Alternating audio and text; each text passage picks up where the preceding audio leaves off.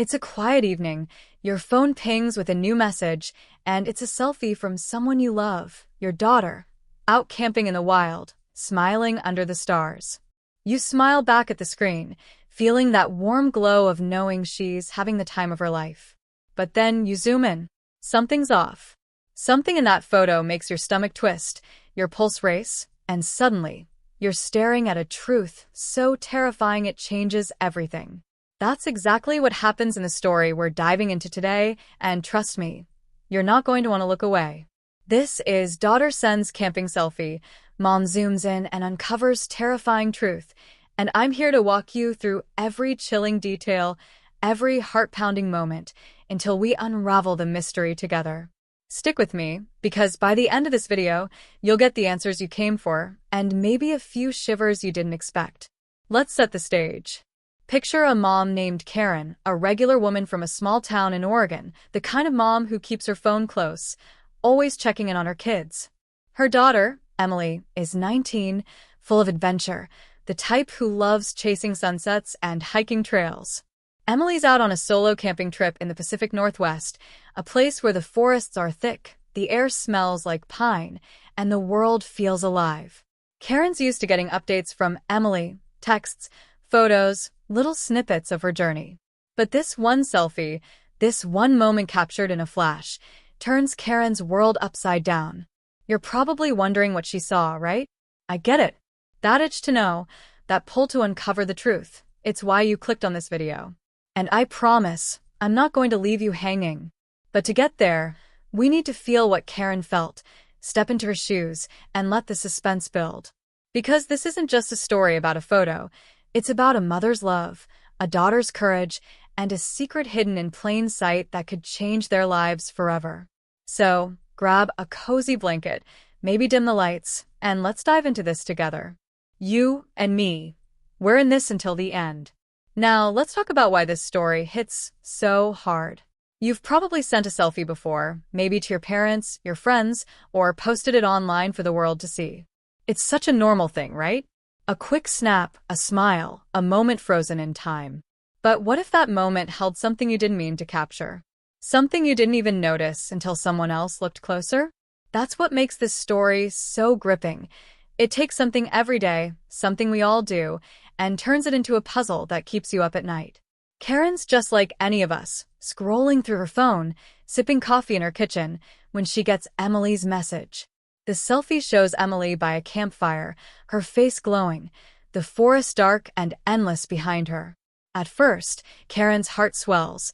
Her girl looks happy, alive, free. But then she zooms in.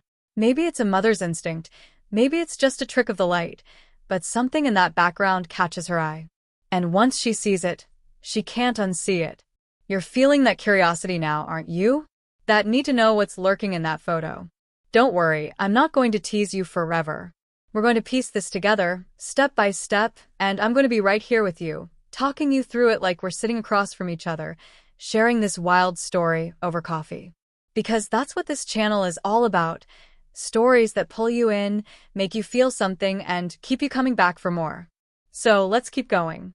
What was it about that selfie that turned a mother's pride into pure panic? And why does it feel like the answer is something we all need to hear? Let's set the scene a little more, because the setting matters. The Pacific Northwest is gorgeous, but it's also wild. Think towering trees, misty valleys, and nights so quiet you can hear your own heartbeat. Emily's out there, chasing her dreams of adventure, posting about it on social media with hashtags like #campingvibes and #naturelover, the kind of stuff that's trending all over YouTube and TikTok right now. She's got her tent, her backpack, and that fearless spirit that makes you root for her. Karen, back home, is proud but worried. It's what moms do. She's refreshing her phone, waiting for those updates, because even though Emily's grown, she's still her little girl. When that selfie comes through, it's like a gift, a reassurance that everything's okay. But then Karen zooms in. The forest behind Emily isn't just trees and shadows anymore. There's something else, something that doesn't belong. Maybe it's a shape, maybe it's a detail so subtle it's easy to miss, but it's enough to make Karen's hands shake as she stares at her phone. You're picturing it now, aren't you? That moment when a simple photo becomes something else entirely. I can feel your anticipation, and I'm right there with you. This story's got layers: fear, love, mystery, and we're peeling them back together. You might be thinking, come on, just tell me what she saw. But trust me, the journey to that answer is what makes this story unforgettable. You're not just watching a video, you're living this moment with Karen, with Emily, with me. And I'm betting you're already hooked, wondering how a single selfie could unravel a truth so terrifying it changes everything. Let's talk about Karen and Emily a bit more, because they're the heart of the story. Karen's in her late 40s, a nurse who's seen her share of long shifts and tough days. She's the kind of mom who keeps everyone grounded, who makes sure there's always food in the fridge and a listening ear when you need it. But she's also got that quiet strength, the kind that kicks in when things get rough. Emily, on the other hand, is all fire and dreams. She's studying environmental science, loves the outdoors, and has this infectious energy that lights up a room. They're close, but like any mother and daughter, they've had their moments, arguments about curfews, college, all the usual stuff. This camping trip was Emily's way of proving she could handle things on her own, and Karen was trying to let go, to trust her daughter's wings. That selfie was supposed to be a bridge between them, a way to say, I'm okay, Mom. But when Karen zooms in, that bridge starts to crumble. You can feel the stakes here, can't you? This isn't just about a creepy photo. It's about a bond, a trust, and a moment that tests both. You're probably wondering what kind of truth could be so terrifying that it shakes a mom like Karen to her core. I'm not going to spoil it yet, but I will say this. The answer ties into something bigger, something that's been trending in true crime stories, survival tales, and mystery threads all over the internet. It's the kind of thing that makes you double-check your own photos, your own moments, and you're going to want to stick around to see how it all unfolds. Now, let's lean into the atmosphere, because this story thrives on it. Imagine the forest where Emily's camping, dark, dense, the kind of place where the wind whispers through the trees and every snap of a twig feels like a warning. It's beautiful, sure, but it's also unforgiving. YouTube's full of videos about camping hacks, survival tips, and #vanlife adventures, but this story reminds us that nature isn't always a backdrop for Instagram posts. It's a character in itself, full of secrets. When Karen looks at that selfie, she's not just seeing her daughter. She's seeing that forest, that vast, untamed world Emily's stepped into. And whatever she spots in that photo, it's tied to that place, to its shadows and its silence. You're feeling that chill now, aren't you? That mix of awe and unease that makes you want to know more. That's what I love about stories like this. They pull you in, make you part of the mystery. You're not just a viewer. You're a detective, piecing it together with me. And I'm telling you, we're building to something big. Every detail matters.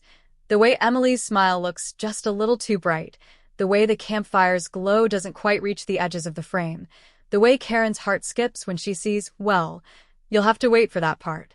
But I promise it's worth it. You came here for answers, and I'm going to deliver. Here's where we crank up the tension. Karen's staring at her phone, her coffee forgotten, her kitchen suddenly feeling too small, too quiet. She zooms in again, just to be sure, but there's no mistaking it. Whatever's in that photo is real, and it's wrong. Her mind's racing now, jumping to worst-case scenarios. Is Emily in danger? Is this some kind of prank? Or is it something else, something she can't even wrap her head around? She tries calling Emily, but the signal's spotty out there in the wilderness. No answer. Texts don't go through. All she has is the selfie, this single frame that's now screaming with questions. You know that feeling, don't you?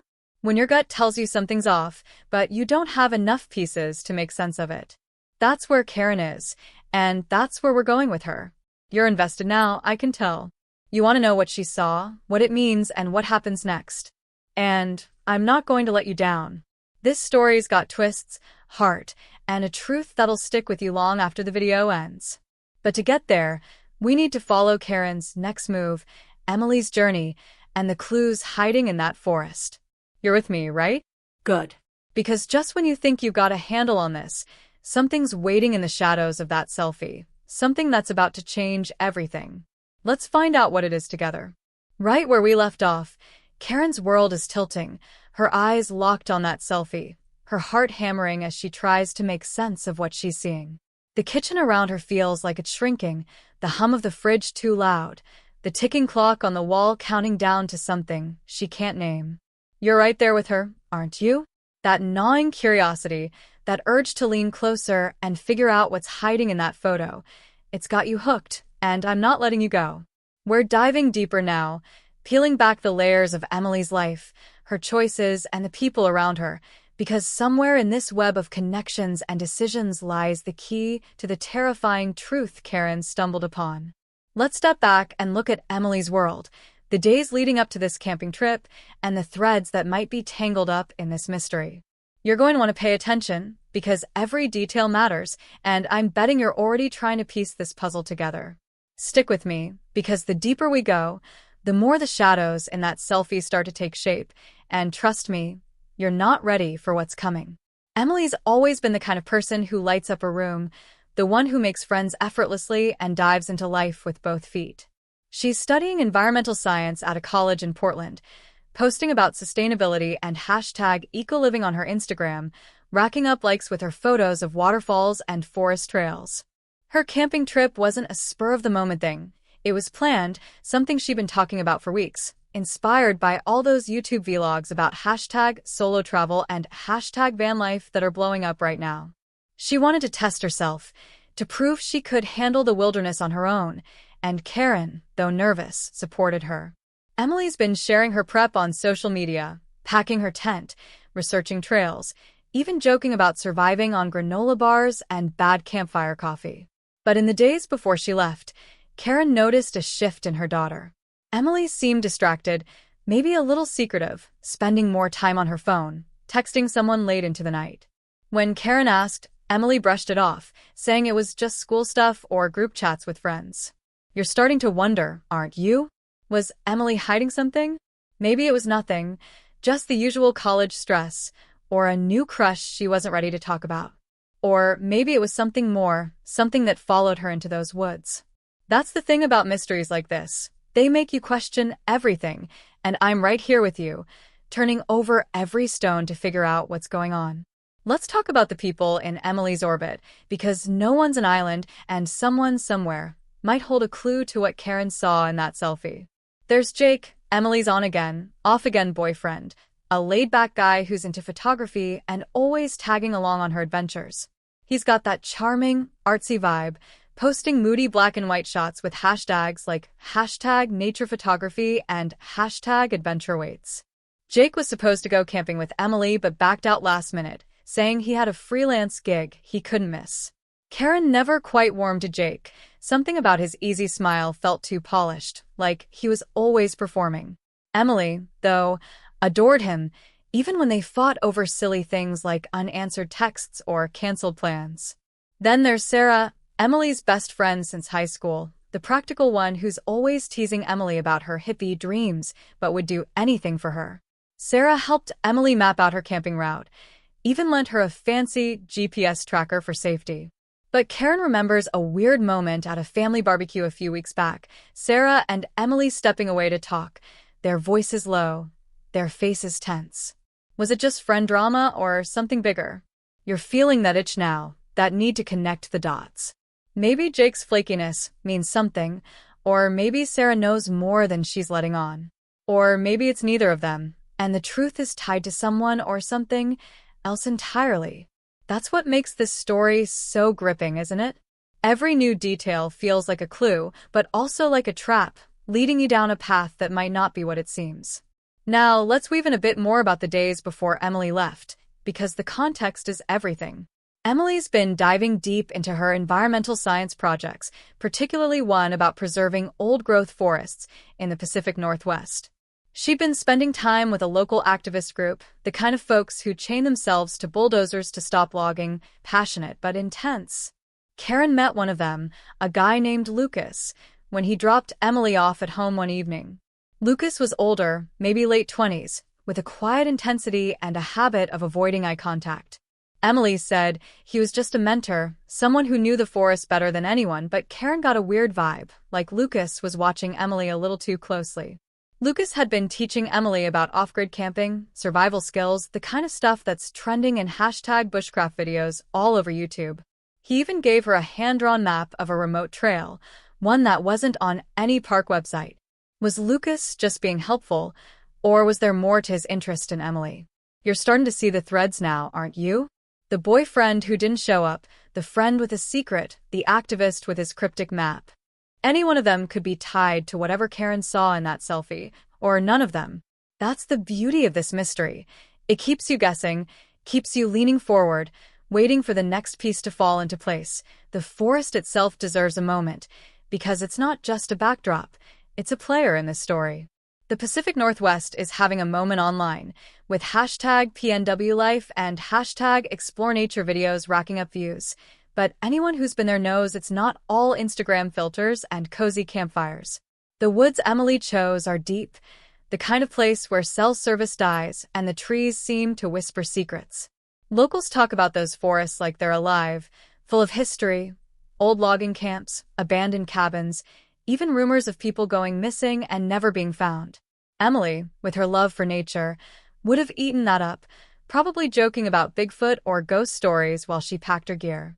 But Karen's starting to wonder if her daughter stumbled into something real, something tied to those woods. When she zooms into that selfie, it's not just Emily's smile she's seeing. It's the darkness behind her, the way the trees seem to crowd in, the way the firelight doesn't quite touch the edges. You're picturing it now, aren't you? That moment when a photo stops being a memory and starts being a warning. Karen's tried calling the ranger station, but it's late and no one's picking up. She's alone with this image, this truth, and the growing dread that whatever's in that photo might still be out there with her daughter.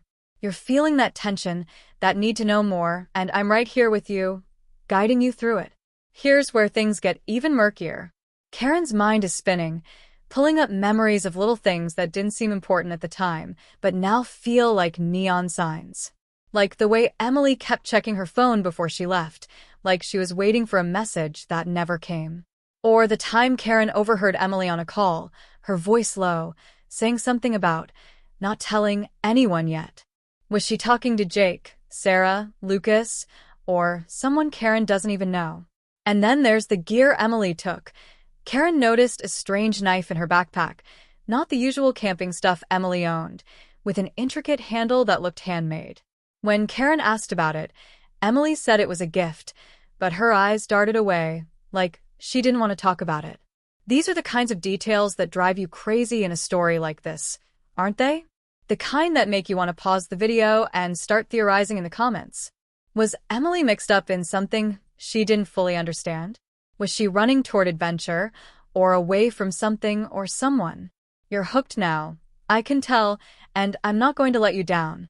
We're building to something, and every step is pulling us closer to that terrifying truth in the selfie. But for now, Karen's stuck, staring at her phone, the image burning into her mind, and the question hanging in the air. What's out there in those woods with her daughter, and will she figure it out in time? Let's keep going, you and me, because the answers are coming, and they're going to hit harder than you expect. We're right back in the thick of it, with Karen's world spiraling as she stares at that haunting selfie from Emily, her daughter, alone in the wilds of the Pacific Northwest. You're feeling that knot in your stomach, aren't you? That mix of dread and curiosity that's keeping you locked in, wondering what Karen saw in that photo and what it means for Emily. We've been piecing this together, you and me, digging into Emily's life, her relationships, and the eerie vibe of those woods. But now things are about to get messy, eh? The path to the truth is never straightforward, and Karen's about to hit roadblocks that make her question everything, her instincts, her allies, even her own memories. As we dive deeper, the stakes are climbing, and the shadows in that selfie are starting to feel like they're reaching out of the screen. You're not just watching this story unfold, you're living it with Karen, feeling every pulse of fear and frustration. So, let's keep going, because the obstacles piling up are making this mystery thicker, and there's a twist coming that'll leave you gasping. Grab your coffee, settle in, and let's unravel this together, because the truth is out there, but it's fighting to stay hidden. Karen's kitchen is no longer a safe haven, it's a cage, trapping her with that selfie and a million unanswered questions. She's tried calling Emily again, but the signal's dead, and the ranger station's voicemail feels like a cruel taunt. Desperate, she decides to screenshot the selfie and send it to Sarah, Emily's best friend, hoping she might see something Karen's missing. But when Karen opens her phone's gallery, her breath catches. The photo's gone. Not just the message, but the entire image vanished from her phone like it never existed. She checks her cloud, her backups, even her recently deleted folder, but it's as if the selfie has been erased by some invisible hand. You're feeling that chill now, aren't you? The kind that makes you wonder if Karen's phone was hacked, or if something stranger is at play. She's sure she didn't delete it. Her hands were shaking too much to even think straight, but doubt creeps in, gnawing at her. Was it a glitch, or is someone, somehow, trying to keep her from digging deeper? This isn't just a missing photo, it's a lifeline to Emily, and now it's gone. Karen's mind races, replaying the image in her head. The campfire, Emily's smile, and that thing in the background. The detail that turned her blood cold. She tries sketching it from memory, but the lines blur and frustration claws at her. You're right there with her, feeling that helpless rage, that need to hold on to something slipping away. This obstacle isn't just a hurdle, it's a wall, and it's making Karen and you question what's really going on. Desperate for answers, Karen reaches out to Sarah, texting her to ask if Emily mentioned anything unusual before the trip. Sarah calls back almost immediately, her voice tight, like she's holding something back. She says she hasn't heard from Emily since she left for the woods, but then she drops a bombshell. Emily had been acting strange for weeks, not just distracted but almost paranoid, checking over her shoulder, locking her dorm room door, even during the day. Sarah thought it was just stress from school, maybe the pressure of her environmental science project, but now she's not so sure. Then, in a hushed tone, Sarah warns Karen to be careful who she talks to about Emily's trip. Some people might not want you asking questions, she says, before hanging up abruptly. You're reeling now, aren't you? That cryptic warning is like a spark in dry grass, igniting all kinds of theories. Who's Sarah talking about? Jake, the flaky boyfriend with his too perfect smile? Lucas, the intense activist with his hand-drawn maps? Or someone Karen hasn't even considered? Sarah's words linger, planting seeds of doubt, making Karen wonder if she can trust anyone. You're starting to see the web tightening. The way every move Karen makes seems to pull her deeper into a maze with no clear exit. That warning feels like a clue, but it's also a trap, keeping you guessing about who's friend and who's foe. And let's be real, those kinds of twists, the ones that make you pause and rethink everything, are why you're hooked on #TrueCrime and #MysteryVibes content trending all over YouTube right now. As Karen grapples with the missing photo and Sarah's warning, a memory surfaces, one she's tried to bury for years. It's about Emily's father, Tom, who walked out when Emily was just a kid. Tom was a drifter, a man who loved the outdoors but had a darker side, rumors of shady deals, debts he never paid, and a temper that flared when he drank. Karen cut him out of their lives after a fight that left her scared for Emily's safety, and she never told Emily the full story, wanting to protect her. But a few months ago, Emily started asking questions about her dad, digging into old family photos, even searching for him online. Karen brushed it off, but now she wonders if Emily found something or someone. Could Tom be back in the picture, lurking in those woods, tied to whatever Karen saw in that selfie? The thought makes her sick, but it's not impossible. Tom knew those forests better than anyone, always talking about hidden trails and forgotten places. You're feeling that unease now, that sense that the past isn't as buried as Karen thought. This secret, this betrayal from years ago, adds a new layer to the mystery, making you wonder if the truth in that selfie is tied to a ghost from Emily's childhood. But there's no proof, no way to know if Tom's involved or if Karen's mind is just grasping at straws. That's the kind of uncertainty that keeps you up at night, isn't it? The kind that makes you want to keep watching to see if the pieces will finally click. Enter Lucas, the activist who's been hovering at the edges of this story, and now he's about to step into the spotlight. Karen decides to track him down, hoping he might know something about Emily's plans or the trail she took. She finds him at a coffee shop near the college, his eyes guarded, his hands fidgeting with a worn notebook. Lucas is polite but cagey, saying Emily was just a passionate student, excited about her camping trip and her forest preservation project. But when Karen mentions the selfie and her missing phone photo, Lucas's face changes, just for a second, but enough to make her heart skip. He tells her she's probably stressed, that phones glitch all the time, but his voice is too smooth, like he's rehearsed it. Then he leans in, his tone low, and says, "You don't want to stir up trouble out there. Those woods, they keep their secrets." It's not a threat, not exactly, but it lands like one, and Karen's skin prickles. You're right there with her, aren't you? Wondering if Lucas is trying to help or hide something. His connection to Emily, his knowledge of those woods, and now this veiled warning. It's all too convenient. Is he a concerned mentor, or is he steering Karen away from a truth he doesn't want her to find? You're itching to know, and I'm betting you're already theorizing in your head, maybe even ready to drop a comment about who you think is behind this. That's what makes stories like this so addictive, the way they pull you in with hashtag survival stories and hashtag mystery unraveled vibes that are trending everywhere. Karen's driving home now, her mind a storm of questions, when her phone buzzes with a new message. It's from an unknown number, just a single line. "Stop looking, or you'll regret it." Her hands tremble as she pulls over, staring at the screen, the words burning into her. Who sent this? Sarah, who warned her to be careful. Lucas, with his cryptic talk of secrets? Or someone else, someone watching from the shadows of this mystery? The message is a gut punch, another obstacle that makes the truth feel further away than ever. But it's also a spark, fueling Karen's resolve to find Emily, to uncover whatever's hiding in that vanished selfie. You're feeling that rush now, that mix of fear and determination, and I'm right here with you, guiding you through this tangled web. The forest, the people, the past, they're all closing in, and just when Karen thinks she's got a grip on what's happening, a new twist rears its head. She checks her phone again, hoping to trace the message, but the number's gone, blocked, like it was never there. And then, in her car's rearview mirror, she catches a glimpse of a figure standing at the edge of the parking lot, watching her, before they vanish into the dusk. Who was it, and what do they know about Emily's fate? We're not done yet, you and me. Let's keep chasing this truth, because it's about to get wilder. We're right back in the heart of this chilling mystery, with Karen frozen in her car, her eyes darting to the rearview mirror where a shadowy figure just vanished into the dusk. Her phone is still clutched in her hand, that anonymous message, "Stop looking or you'll regret it," burning into her mind like a warning carved in stone.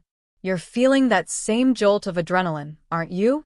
That pulse-pounding need to know who's watching, who's pulling the strings, and what they're so desperate to keep hidden. Karen's world is unraveling, the truth about Emily's camping selfie slipping further out of reach with every new obstacle, and now, just when you thought this couldn't get any more twisted, a secondary storyline is about to crash into the mix, making the stakes skyrocket and the mystery even murkier. You and I, we're in this together, peeling back the layers of this hashtag true crime puzzle that's got all the vibes of those trending hashtag mystery unraveled videos blowing up on YouTube.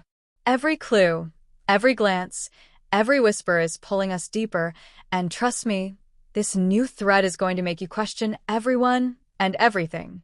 Let's dive in, because the forest is getting darker, and the secrets are piling up faster than Karen can chase them. Karen's still reeling from that threatening text and the fleeting figure in the parking lot when her phone buzzes again, this time with a call from an unexpected source. Jake, Emily's on again.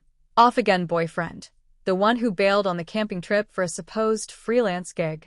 His voice is shaky, not the usual laid-back charm Karen's used to, and he's talking fast, like he's scared someone's listening. He tells her he got a message last night from an unknown number, just like hers, but his was different.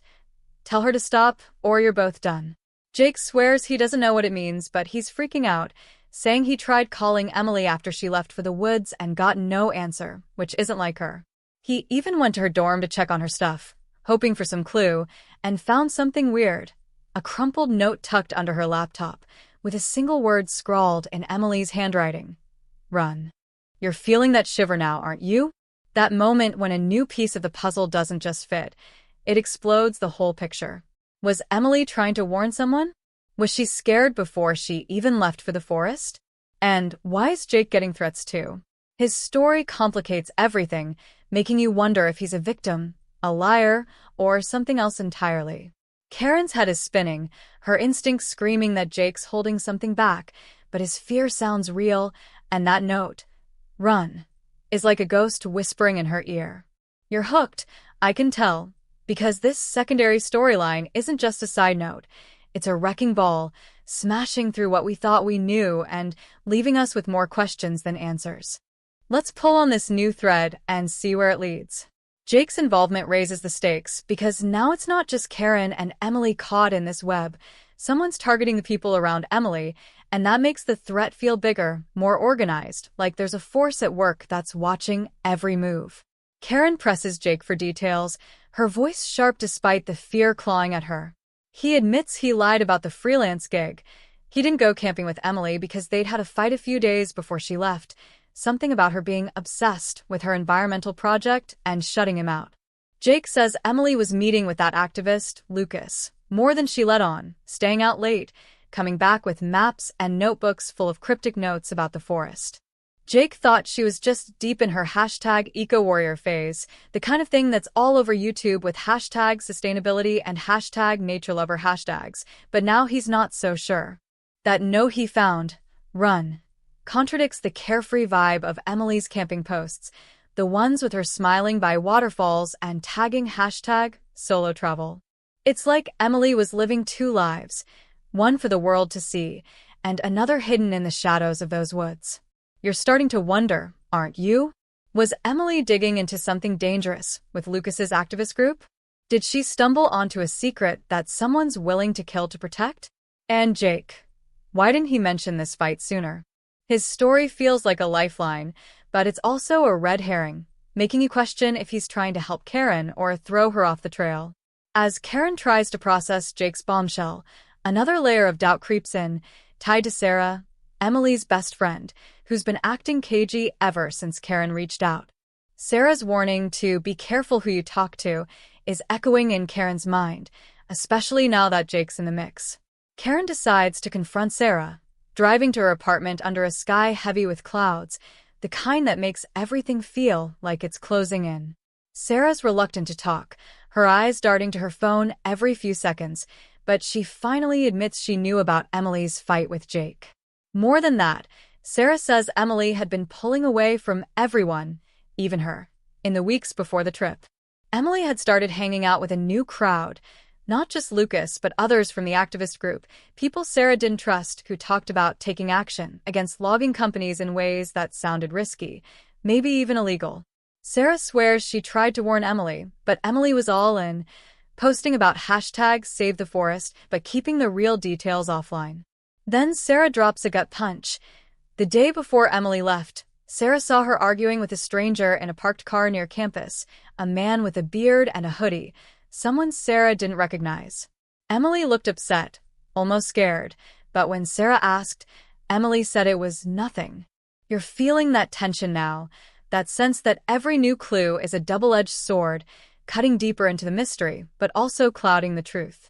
Who was this man? Is he connected to the threats, to Lucas, to Tom, Emily's long-gone father? Sarah's story adds fuel to the fire, but her nervous glances make Karen, and you, wonder if she's hiding something too. The forest itself is starting to feel like a character in this story, its presence looming over every revelation. Those Pacific Northwest woods, trending in hashtag PNW Adventures and hashtag Wilderness Vibes videos, aren't just a pretty backdrop. They're a labyrinth of secrets, with trails that vanish and stories of people who never come back. Karen's starting to think Emily's camping trip wasn't just about adventure. Maybe she was chasing something or running from it. The note Jake found, run, clashes with the selfie Karen can still see in her mind, Emily's smile by the campfire, the darkness crowding in behind her. And that detail Karen saw when she zoomed in, the one that made her heart stop, it's fading in her memory without the photo, but it felt like a presence, something that didn't belong in that forest. Now, with Jake's threat and Sarah's story, Karen's questioning everyone's motives. Is Jake playing the scared boyfriend to cover his tracks? Is Sarah's concern genuine, or is she steering Karen away from the truth? And what about Lucas, with his cryptic warnings, or the bearded stranger Sarah saw? You're caught in this whirlwind, aren't you? That's what makes this story so gripping.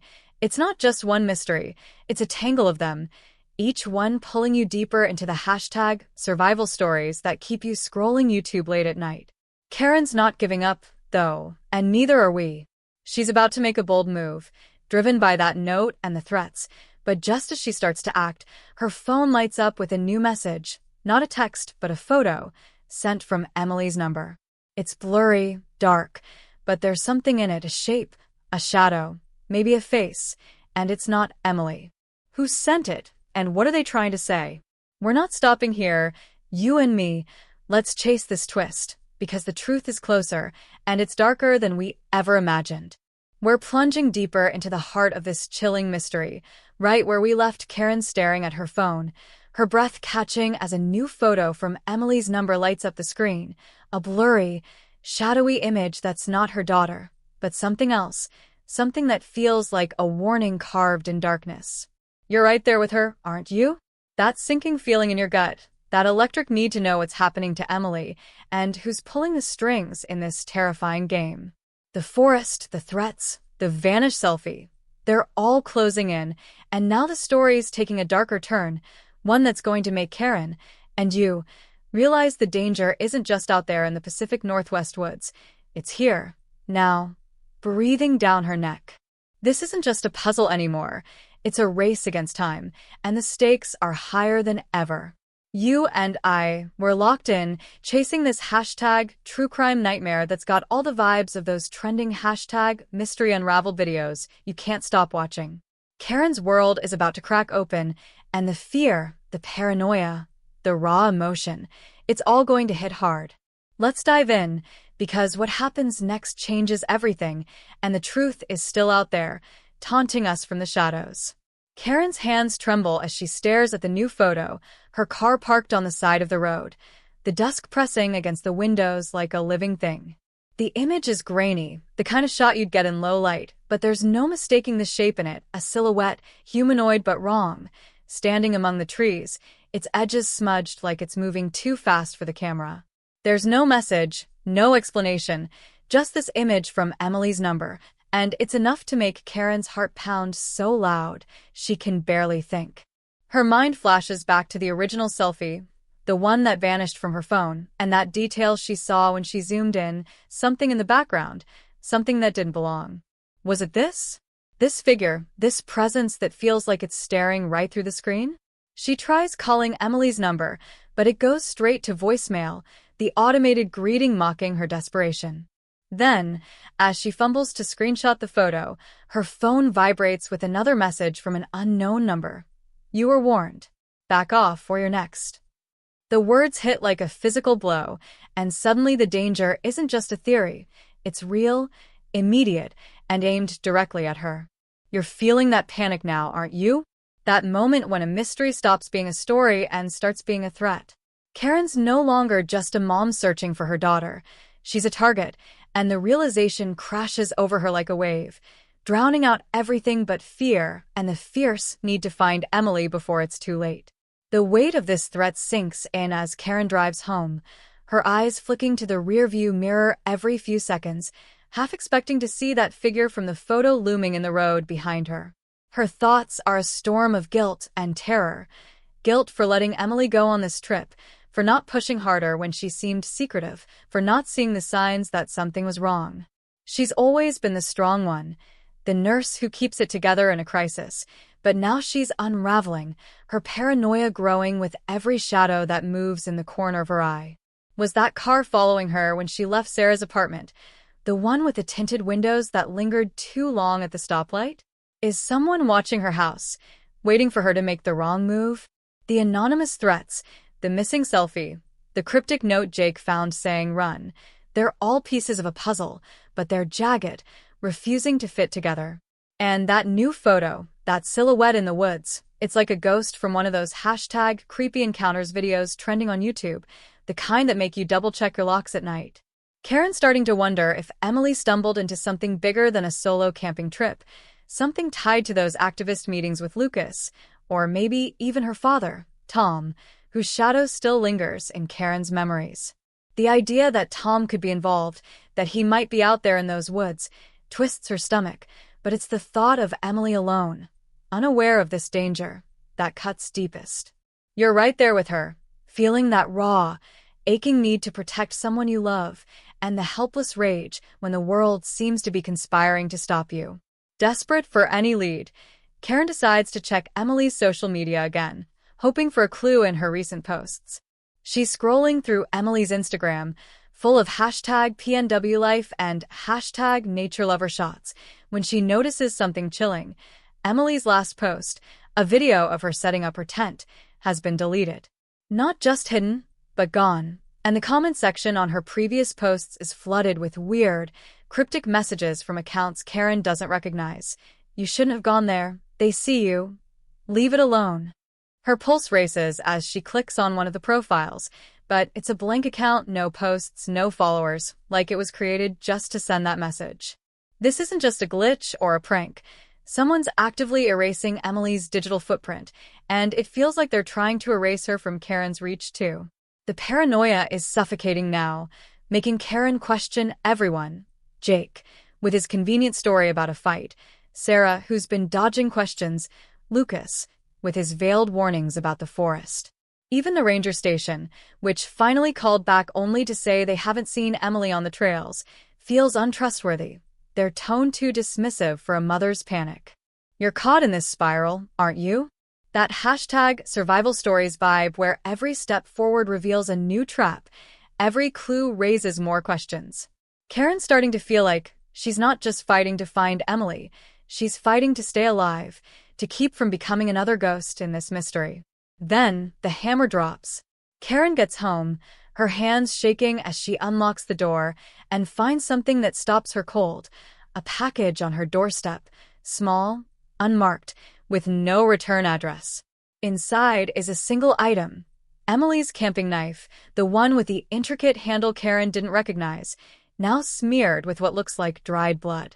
Her knees buckle, and she collapses against the doorframe, the knife clattering to the floor. Is it Emily's blood? Someone else's? The sight of it rips through her, tearing open every fear she's been trying to suppress.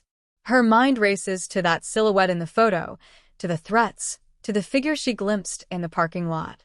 Whoever's behind this knows where she lives, knows how to get to her, and they're not just warning her anymore, they're showing her they can strike whenever they want. You're feeling that dread now, that heart-in-your-throat urgency that makes this more than a story. It's a nightmare, the kind that fuels hashtag mystery vibes and hashtag true crime obsession content trending all over YouTube. Karen's thoughts are a tangled mess of love and terror, her love for Emily clashing with the growing certainty that she's in over her head, that the forest and its secrets are swallowing them both. She tries calling Jake, Sarah, even Lucas, but no one answers, and the silence feels like a scream. As she clutches the knife, her eyes catch something else in the package, a folded piece of paper, tucked inside, with a single line in unfamiliar handwriting. She saw what she wasn't supposed to. What did Emily see? Who's doing this? And how much time does Karen have before they come for her too? We're not stopping here, you and me. The darkness is closing in, and we're going to chase this truth together, no matter how terrifying it gets. We're diving straight back into the suffocating grip of this mystery, with Karen trembling in her doorway, clutching Emily's blood-smeared camping knife and a cryptic note that reads, "She saw what she wasn't supposed to." Her world is collapsing, the threats piling up like storm clouds, and that shadowy figure from the blurry photo sent from Emily's number is haunting her every thought. You're right there with her, aren't you? Your heart's racing, your mind spinning with questions about who's behind this, what Emily stumbled into, and how much danger Karen's in as she chases the truth. The forest, the deleted posts, the anonymous messages, they've all built a web of fear that's tightening around her, but now, Just when you think you've got a handle on this hashtag true crime nightmare, a plot twist is about to rip the ground out from under you. This isn't just a story anymore. It's a labyrinth, and what Karen's about to uncover will make you question everything you thought you knew. You and I, we're strapped in for this ride, unraveling a mystery that's got all the pulse-pounding vibes of those trending hashtag mystery unraveled and hashtag creepy encounters videos blowing up on YouTube. Let's brace ourselves, because this twist is going to hit like a lightning bolt, and the shadows are about to get a whole lot darker. Karen's barely holding it together, the knife and note trembling in her hands, when her phone rings, shattering the silence. It's Sarah, Emily's best friend, her voice low and urgent, insisting they meet right now at a diner across town, somewhere public, somewhere safe. Karen's paranoia is screaming, Sarah's been cagey, her warnings vague, and those cryptic comments on Emily's Instagram are still burning in Karen's mind. But she's out of options, and Sarah's the only one who's reached out since the package appeared. She drives through the rain-slicked streets, her eyes scanning for that car with tinted windows she's convinced is tailing her, her thoughts a chaotic swirl of fear for Emily and dread about what Sarah might know. The diner's half-empty, neon lights buzzing, and Sarah's waiting in a corner booth, her face pale, her hands wrapped around a coffee mug like it's an anchor. She doesn't waste time, leaning in and dropping a bombshell that turns Karen's world upside down. Emily wasn't on a solo camping trip. She was working undercover for Lucas's activist group, infiltrating a secretive operation in the forest tied to illegal logging, a dangerous, high-stakes mission that Lucas swore would expose corruption but could get them all killed if it went wrong. You're reeling now, aren't you? That carefree hashtag solo travel vibe Emily projected, the smiling selfies, the hashtag PNW life posts, it was all a cover, a carefully crafted lie to hide what she was really doing out there. Karen's breath catches, her mind racing back to the selfie, the details she saw when she zoomed in, not just a shadow, but maybe a person, a piece of equipment, something tied to this operation Emily was spying on. This twist changes everything, making you question if the threat is coming from the forest, from Lucas, or from someone who knew Emily's secret and wanted her silenced. Sarah's eyes dart around the diner as she talks, her voice barely above a whisper, like she's afraid someone's listening. She says Emily confided in her weeks ago, begging her to keep it quiet, even from Karen, because the people they were targeting, powerful players with money and muscle, wouldn't hesitate to make problems disappear. Sarah tried to talk Emily out of it, but Emily was driven, fueled by her hashtag eco-warrior passion and a belief she could make a difference. The note Jake found, "Run," wasn't a warning to someone else. It was Emily's reminder to herself, a mantra for if things went south. And that knife, the one now sitting in Karen's purse, smeared with blood? Sarah's hands shake as she admits it was a gift from Lucas, a protection for Emily, but now she's terrified it's evidence of something worse. Karen's head is spinning, her trust in Sarah fraying as she processes this betrayal. Her daughter, her little girl, was playing a dangerous game, and Sarah knew, said nothing, let her walk into those woods with a target on her back. You're feeling that gut punch, that mix of shock and anger, because this isn't just about a creepy selfie anymore. It's about a conspiracy, a hidden agenda that's got the gritty edge of those hashtag survival stories trending all over YouTube. But Sarah's not done. She pulls out her phone, her fingers trembling, and shows Karen a text she got an hour ago from an unknown number. "You talked. Now you pay." The same chilling tone as Karen's threats, the same invisible hand pulling the strings. Who's watching them? Is it Lucas, who pushed Emily into this? The logging operations enforcers? Or someone closer, someone Karen's overlooked? This revelation cracks open a new layer of doubt, making Karen, and you, rethink every clue, every motive. Was the silhouette in the blurry photo from Emily's number a thug sent to silence her, or was it Emily herself, caught in a moment she wasn't supposed to capture?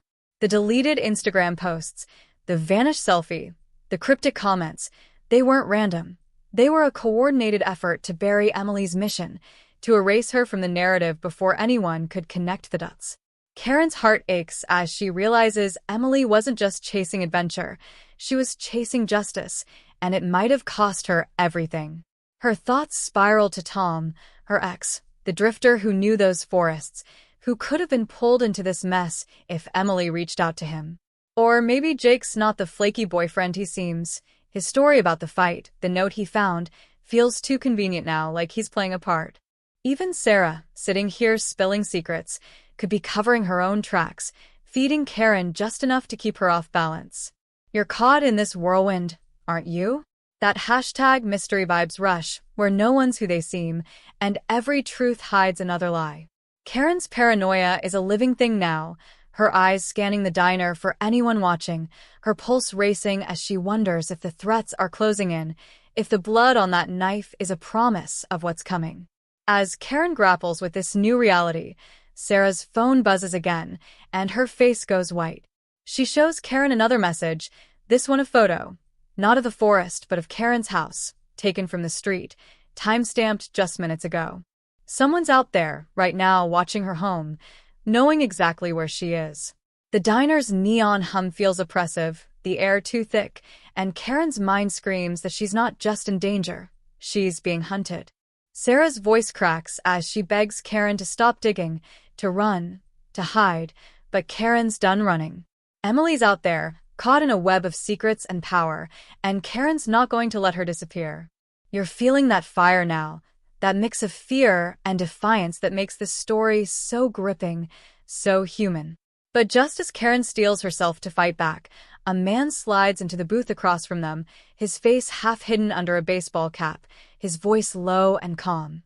You're asking the wrong questions, Karen. Emily didn't send that selfie. Who is he? How does he know her name? And if Emily didn't send the photo that started this nightmare, who did, and what are they hiding? We're not stopping here, you and me. This twist has shattered the story wide open, and we're diving deeper, no matter how dark it gets. We're plunging deeper into this heart-pounding mystery, right where Karen's world is unraveling in the neon-lit diner, her eyes locked on the stranger in the baseball cap who just dropped a bombshell. Emily didn't send that selfie. Sarah's frozen beside her, the photo of Karen's house from an unknown stalker still glowing on her phone, and the air is thick with dread, like the whole world's holding its breath. You're right there with them, aren't you? Your pulse is racing, your mind grappling with the revelation that the selfie, the one that started this nightmare, the one Karen lost, wasn't even from Emily. This hashtag true crime saga, with its hashtag mystery unraveled vibes trending all over YouTube, has taken a darker turn, and now Karen's facing choices that could break her, choices that pit her love for Emily against her own survival. The stakes are sky high, the danger is closing in, and every step forward feels like a step into a trap. You and I, we're in this together, feeling every ounce of Karen's fear, her resolve, her heartbreak, as the forest's secrets and the people around her tighten their grip. Let's dive in, because the conflict's about to explode, and the emotional weight of what's coming will hit you hard. The stranger's voice is calm, almost too calm, like he's reciting lines he's practiced, and his eyes, half hidden under the cap, seem to see right through Karen. He leans forward, his words slicing through the diner's hum. You've got 2 hours. Drop this, go home, stay quiet, or Emily's gone for good. Keep pushing, and you'll lose more than your daughter. Karen's heart lurches, her mind reeling from the ultimatum, the impossible choice laid bare. Abandon her search for Emily, the girl she's fought for through every threat and shadow, or keep digging and risk everything, including her own life. Sarah's hand grips Karen's under the table, her nails digging in, a silent plea to listen, to stop, but Karen's thoughts are a storm of rage and love, her mother's instinct screaming that Emily's still out there, needing her. The stranger slides a folded piece of paper across the table, his fingers brushing the surface like a warning, and says, "Proof she's alive. For now." Karen's hands shake as she opens it, revealing a Polaroid of Emily, her face pale, her eyes wide with fear, sitting in what looks like a dimly lit cabin, her wrists bound. The sight rips through Karen, a physical pain that makes her gasp, because this is her daughter, her fearless girl, reduced to a captive in a photo that feels like a taunt. You're feeling that gut wrench, aren't you? That raw, human connection to Karen's anguish, the kind that makes hashtag survival stories and hashtag mystery vibes so gripping on YouTube. But the Polaroid raises more questions. Who took it? Is the stranger working for the people holding Emily, or is he a messenger with his own agenda? And why demand silence now, when Karen's already stirred up so much? Karen's mind flashes to everyone she's trusted, everyone she's doubted. Sarah, sitting beside her, who knew about Emily's undercover mission and said nothing. Jake, with his convenient stories and cryptic note. Lucas, whose activist crusade might have led Emily into this trap. The stranger's ultimatum forces her to confront a brutal truth. Someone close to her is lying, maybe even orchestrating this, and she can't keep running blind. She turns to Sarah, her voice low but sharp, demanding to know why she hid Emily's secret for so long, why she let her best friend walk into danger without warning her mother. Sarah's eyes well up, her words tumbling out in a rush. She was scared. Emily swore her to secrecy, said the logging operation's reach went deeper than anyone knew, maybe even into local law enforcement. Sarah thought she was protecting Emily by staying quiet, but now she's drowning in guilt, terrified that her silence has cost her friend everything. Karen wants to believe her, wants to cling to the girl who's been like a second daughter, but doubt gnaws at her, fueled by the threats, the deleted posts, the blood-smeared knife. Sarah's story feels real, but it's also a wall, blocking Karen from the full truth, and the clock is ticking. 2 hours to decide whether to trust her instincts or the stranger's warning. You're caught in this emotional whirlwind, aren't you? That hashtag true crime obsession pull where loyalty and betrayal blur, and every choice feels like a gamble with someone's life. Karen's heart is breaking, her love for Emily clashing with the growing fear that she's surrounded by liars, that the people she needs most might be the ones pulling her into the dark.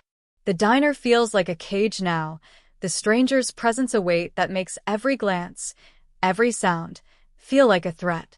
Karen's paranoia is a living thing, her eyes darting to the other patrons, a trucker at the counter, a couple in a booth, wondering if they're watching, if they're part of this. She thinks of the photo of her house, the figure in the parking lot, the silhouette in the forest, and realizes the danger isn't just in the woods, it's everywhere, seeping into her life like poison. The Polaroid of Emily is burning a hole in her purse, a reminder of what's at stake, but it's also a puzzle. The cabin's wooden walls, the faint graffiti on the corner of the frame. Could it be a clue to where Emily's being held? Her mind races to the Pacific Northwest's history, those hashtag PNW life stories trending online about abandoned logging camps and hidden shacks, places where secrets fester. But the stranger's watching, his fingers tapping the table, and Karen knows she can't act yet, not here.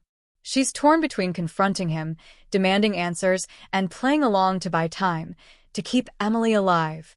Her thoughts spiral to her own past, to Tom, Emily's father, whose knowledge of those forests and shady connections could tie him to this, and she wonders if this is his revenge, or someone else's game entirely. You're feeling that weight, that impossible choice, because this isn't just about finding Emily. It's about surviving a web of deception where every move could be her last. As Karen weighs her options, the stranger stands, his cap low, and leans in one last time. Choose wisely, Karen. You're not the only one they're watching. He walks out, leaving her with the Polaroid, the note, and a decision that feels like a noose tightening around her neck. Sarah's sobbing now, begging Karen to go to the police, but Karen's not sure who to trust. Not the Rangers, not the locals, not even Sarah, whose tears could be guilt as much as fear. The ultimatum's deadline looms, and Karen's mind is a battlefield, her love for Emily pushing her to keep fighting, but her fear whispering that she's already lost. She pulls out her phone, her fingers hovering over Jake's number, wondering if he's the key or the enemy, when a new text pings from an unknown number. Check your car. Her blood runs cold as she steps outside, the rain soaking her, and finds a single item on her driver's seat, a map, hand-drawn, just like the one Lucas gave Emily, with a red circle around a spot deep in the forest, and the words, "She's here. Come alone." Is it a trap? A lifeline? or proof that someone's been in her car, her life, her every move. You're hooked, I know, because this hashtag mystery vibes moment is pure adrenaline, the kind that keeps you glued to YouTube late at night. Karen's facing a choice that could end her. Go to the forest alone, or walk away and pray Emily survives. What's she going to do, and who's waiting for her in those woods? We're not done yet. You and me. Let's keep chasing this, because the truth is out there, and it's more dangerous than ever. We're hurtling toward the climax of this gut-wrenching mystery, with Karen standing in the rain outside the diner, her heart pounding as she clutches a hand-drawn map marked with a red circle and the chilling words, "She's here. Come alone." The Polaroid of Emily, bound and terrified in a cabin, is seared into her mind, and the stranger's ultimatum, drop the search or lose everything, hangs over her like a guillotine. You're right there with her, aren't you?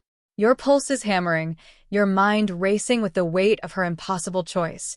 Risk her life to save Emily or walk away and pray for a miracle. The threats, the vanished selfie, the blood-smeared knife, they've all led to this moment, where the truth is finally clawing its way to the surface, and it's bigger, darker, and more dangerous than Karen ever imagined. This hashtag true crime saga, packed with the hashtag mystery unraveled and hashtag survival stories vibes trending across YouTube, is about to explode, revealing a conspiracy that stretches far beyond one mother's fight. The betrayal, the stakes, the raw emotion, it's all colliding, and you and I are strapped in for the ride, feeling every ounce of Karen's fear and fury as she steps into the heart of the storm. Let's dive in, because the scale of this nightmare is about to blow wide open, and nothing will ever be the same. Karen's hands shake as she unfolds the map, the rain smudging the ink, but the red circle burns bright, pointing to a remote spot deep in the Pacific Northwest forest, a place that matches the eerie, abandoned logging camps she's seen in hashtag PNW Life videos online. Her instincts scream it's a trap, but the Polaroid of Emily, her daughter's terrified eyes, is a siren call she can't ignore. She tries calling Sarah, who's still inside the diner, but the line cuts out, and when she glances through the window, Sarah's booth is empty, her coffee mug abandoned. Panic surges through Karen. Did Sarah run, or was she taken? The thought that Sarah, the girl she's known since she was a teenager, might be part of this twists her gut, but there's no time to chase her. The map, the ultimatum, the ticking clock, they're all pushing Karen toward the forest, toward Emily, toward a truth that's starting to feel like a beast with too many heads. She gets in her car, her fingers gripping the wheel, and drives toward the woods, her mind a battlefield of love and dread. Every mile deepens her paranoia. Headlights in her rearview mirror, a shadow darting across the road, the sense that she's being watched, hunted. You're feeling that urgency, that suffocating pressure, because this isn't just about a missing selfie anymore. It's about a mother staring down a conspiracy that swallowed her daughter, and now wants her too. The forest looms ahead, its trees like silent sentinels guarding secrets, and Karen knows she's walking into a fight she might not survive, but for Emily, she'll face anything. As she reaches the forest's edge, her phone buzzes with a voicemail from Jake, Emily's boyfriend, his voice frantic, cutting in and out. "Karen, don't go, it's not what you think." "Lucas, he's not." The message dies in static, and when she tries calling back, there's no signal, the forest's dense canopy swallowing her connection to the outside world. Jake's words ignite a spark of doubt. Lucas, the activist who pulled Emily into this undercover mission, the one who gave her the blood-smeared knife, has he been playing her all along? Karen's mind races back to his cryptic warnings, his guarded eyes, and the map in her hand feels like his handwriting, his plan. She parks at a trailhead, the map guiding her to a path unmarked on any official chart, and as she steps into the woods, the air grows heavy, the silence broken only by her own ragged breathing. Her thoughts are a torrent of guilt and resolve. Guilt for missing Emily's secrecy, for trusting the wrong people, for not seeing the danger until it was too late. Resolve to bring her daughter home, no matter the cost. The trail leads to an old logging camp, It's rusted machinery and crumbling cabins straight out of those #creepy encounters stories trending online. And there, in the clearing, she sees it, a cabin matching the Polaroid, its windows dark but flickering with faint light. Her heart leaps, but before she can move, a figure steps out from the trees, and Karen's blood runs cold. It's Lucas, his face hard, a gun in his hand, and behind him, shockingly, is Sarah, her eyes red but her posture steady, like she's exactly where she's meant to be. "You're gasping now, aren't you?" The betrayal cuts like a blade. Sarah, the friend Karen trusted, is standing with Lucas, and the conspiracy's true scale is starting to unravel. Lucas doesn't waste time, his voice low and venomous as he tells Karen she should have listened, should have walked away when she had the chance. He reveals the truth in jagged pieces, each one a blow. Emily's undercover mission wasn't just about exposing illegal logging. It was about uncovering a network of corruption that reaches into corporations, local government, even the ranger stations Karen called for help. The selfie, the one Karen thought Emily sent, was a fake, manipulated and sent by Lucas's group to lure Karen in, to test how much she knew, how far she'd go. Emily saw too much, a hidden site in the forest, a deal going down, names and faces she wasn't supposed to know, and now she's a liability, locked in that cabin, alive but only as long as Karen plays along. Sarah's role in this stabs deepest. She wasn't just keeping Emily's secret, she was feeding Lucas information, watching Karen's every move, her tears in the diner a performance to keep Karen off balance. You're feeling that rage, that heartbreak, because this isn't just a plot twist. It's a gutting betrayal, the kind that makes #mystery vibes and #true crime obsession stories so addictive. Karen's world is collapsing, her trust shattered, but Lucas isn't done. He says the network's bigger than her, bigger than Emily, with eyes everywhere, cops, rangers, even people in her own town. The threats, the deleted posts, the blood on the knife, it was all to scare her off, but she's here now, and they can't let her leave. You're right there with her. The danger's so real it's suffocating, the conspiracy so vast it feels unstoppable. Karen's eyes dart to the cabin, where Emily's being held, and her heart screams to run to her, to fight, but Lucas's gun is steady, and Sarah's cold stare warns her not to try. Her thoughts are a chaotic mix of love and desperation. She sees Emily's face in every memory, her laugh, her stubborn courage, and the thought of losing her is a pain Karen can't bear. But Lucas offers another impossible choice. Join them, keep quiet, and Emily lives, or fight back and watch her daughter die before they come for her too. The emotional weight is crushing, her love for Emily clashing with the horror of what Lucas and Sarah have become, what they're protecting.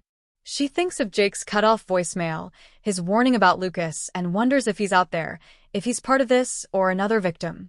The forest feels alive, its shadows hiding more eyes, more guns, and the scale of this network, corporations, officials, traitors, makes Karen feel small, exposed, like a mouse in a snake's cage.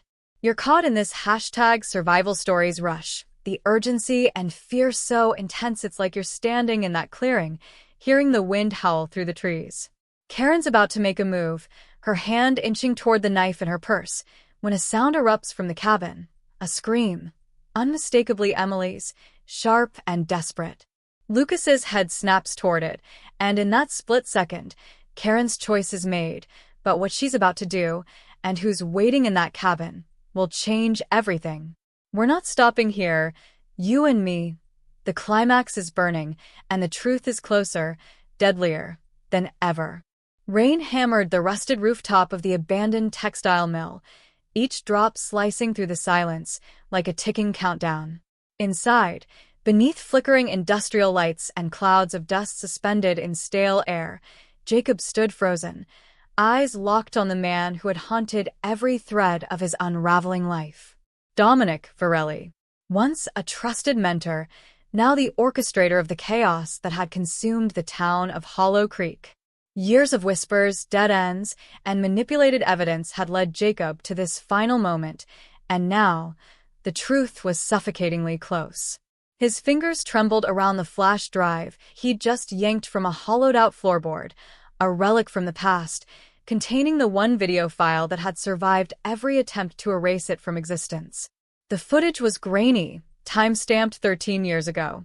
A young woman, Jacob's mother, speaking frantically into the camera, warning of Project Blackstone, a covert operation hidden behind Varelli's tech conglomerate, disguised as innovation but powered by illegal human trials and data manipulation that destroyed lives. As the final frame froze on her terrified eyes, Jacob felt something shift deep inside, a mixture of grief, rage, and a terrifying clarity. This wasn't just about justice anymore. It was about survival. Varelli's voice, smooth and unbothered, echoed through the chamber like poison. "You should have walked away, Jacob. You were never supposed to find that drive." He stepped forward, a pistol glinting in one hand, while his other revealed a small detonator. "Do you think you're the first to chase ghosts in this town?" But Jacob had learned something crucial in the final hours leading up to this moment. Varelli wasn't just trying to cover up a conspiracy. He was preparing for a mass data wipe, a digital cleansing of the past that would hit every major server across the US in under 5 minutes. From stolen biometric data to manipulated stock markets and falsified criminal records, everything tied to Project Blackstone would vanish, erasing Varelli's sins and sacrificing anyone who ever dared to speak against him. The two men circled each other as thunder cracked outside, their conversation less of a negotiation and more a battle of resolve. "People are watching now," Jacob growled, stepping forward and raising his phone. "I streamed the file. You're trending worldwide. #Blackstone Conspiracy is blowing up on Twitter, Reddit, even TikTok. Your name's on every YouTube channel from here to DC." For the first time, Varelli's smirk faltered. The tension snapped like a whip. Varelli lunged, but Jacob anticipated it. Years of training as a cybercrime analyst turned into instinct as he sidestepped and slammed the base of his palm into Varelli's wrist. The gun skittered across the floor. The detonator clattered after it. They crashed into the steel catwalk, fists flying, shadows dancing against the walls as both men fought not just for dominance, but for legacy. Every blow carried the weight of the lives lost, the families ruined, the memories erased. Then, just when it seemed Jacob had the upper hand, Varelli gasped a final threat. "You're too late. The auto-wipe starts in 30 seconds. You stopped me, but not the machine." Jacob blinked through sweat and blood, calculating, racing against time. He reached into his jacket and pulled out the decoy flash drive, the one he'd planted weeks ago, uploaded with a virus coded not to erase, but to restore. With a single breathless motion, he hurled it into the exposed server rack beside them, praying the EMP inside triggered before Varelli's systems could purge everything. A blinding light exploded through the room. Sparks rained down. Then, darkness. Silence. Emergency lights flickered on. The servers were dead, smoking, and Jacob, coughing, bleeding, stood over a gasping, unconscious Varelli. The world outside erupted. Sirens. Helicopters. News fans. The internet had done its job. Viral exposure, digital breadcrumbs, and an audience that didn't blink. The #Blackstone leak was real, and every influencer, watchdog channel, and car enthusiast who stumbled across it was spreading the truth like wildfire. But then came the twist. As Jacob limped out into the night, thinking it was over, his phone buzzed with a new notification. An anonymous message. A single sentence. Varelli was just the face. "You haven't met the real architect yet." He froze, staring at the screen, heart plummeting into a deeper abyss. Somewhere, in the shadows of the dark web, another player had just entered the game. And this time, they were already watching him. The sky over Hollow Creek had never looked so still. Morning light filtered through a veil of mist, softening the jagged silhouette of the textile mill where it had all ended, or, at least, appeared to. News headlines blared from every corner of the internet. Blackstone conspiracy exposed, billionaire CEO arrested in data scandal, and TikTok and YouTube explode over real-life cyber thriller. Jacob sat on a park bench across from the courthouse, watching people pass, each holding phones aloft, recording, reacting, digesting pieces of a story he had spent most of his adult life untangling. The world now knew the truth, but for Jacob, the victory felt strangely quiet.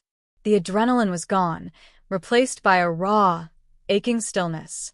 He wasn't a hero. He was just a man who refused to stop asking questions, even when the answers threatened to destroy him. And now that the curtain had been pulled back, he couldn't help but wonder, what else had been hiding behind the smoke and mirrors? Dominic Varelli's empire had crumbled almost overnight. Leaked internal documents, video evidence, and thousands of whistleblower reports surfaced across YouTube, sparking documentaries, reaction videos, and viral commentary that took over trending searches like #DigitalDeception, #TechBetrayal, and #RealLifeHackerStory. Lawmakers scrambled to investigate. Celebrities weighed in. Reddit threads exploded with speculation about how deep the corruption ran. And in the middle of it all, Jacob declined every interview, refused every podcast, and stayed away from the cameras. He didn't want to become a trending topic or a cautionary tale. He just wanted to feel normal again, if that was even possible. Back at his apartment, Jacob finally began unpacking boxes he hadn't touched in years. The walls, once covered in red string and grainy photos, were bare now, cleansed of obsession. He placed a worn photo of his mother on the bookshelf, her smile forever frozen in time. She had given her life to expose the truth, and for the first time, her voice had been heard by millions. It brought Jacob a sense of peace, but not closure. Not yet. The anonymous message still haunted him. You haven't met the real architect yet. It was more than a threat, it was a promise. Somewhere, someone more powerful, more calculated, had allowed Varelli to fall. And they hadn't made their next move yet. As night fell, Jacob stepped outside, pulling his hoodie up against the crisp wind. His phone buzzed with a new notification, not from social media, but from an encrypted app he thought he'd deleted long ago. No name, no subject line. Just one file. Phase 2, Surveillance Protocols. He opened it cautiously. A black screen. Then white text appeared. Trust no one. This was never just about data.